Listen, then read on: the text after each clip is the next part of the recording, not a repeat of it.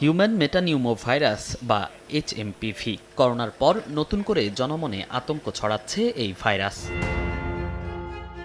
চীন থেকে ছড়িয়ে পড়া ভাইরাসটি জাপান, মালয়েশিয়া ও ভারতের পর এবার শনাক্ত হয়েছে বাংলাদেশেও। আক্রান্ত নারী সংক্রামক ব্যাধি হাসপাতালে চিকিৎসাধীন। স্বাস্থ্যের উন্নতি হওয়ায় তাকে আইসিইউ থেকে বেডে স্থানান্তর করা হতে পারে।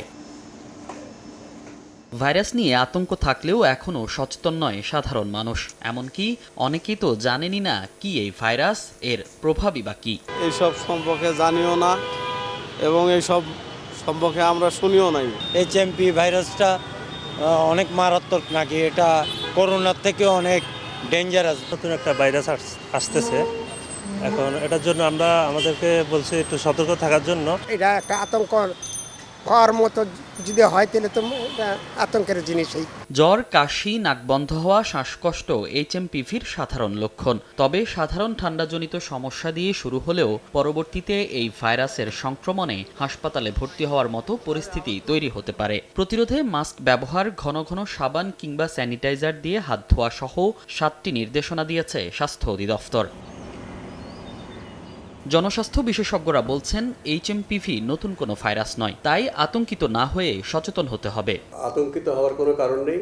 আমাদের শ্বাসতন্ত্রবাহিত যে কোনো রোগের বিরুদ্ধেই আমাদের সুরক্ষিত থাকা উচিত।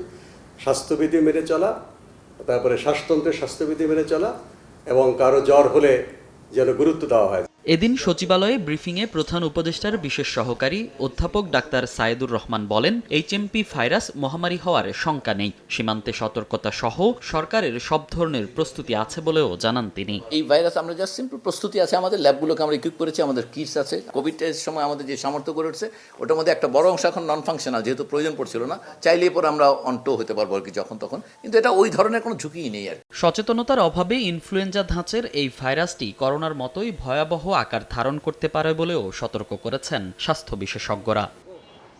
হিউম্যান মেটানিউমোভাইরাস নিয়ে এখনও কোনো সতর্কতা জারি করেনি বিশ্ব স্বাস্থ্য সংস্থা। তবে 7টি জরুরি নির্দেশনা দিয়েছে বাংলাদেশের স্বাস্থ্য অধিদপ্তর। এই নির্দেশনাগুলোই মেনে চলার পরামর্শ দিচ্ছেন চিকিৎসকরা। মনির হোসাইন, সময় সংবাদ, ঢাকা।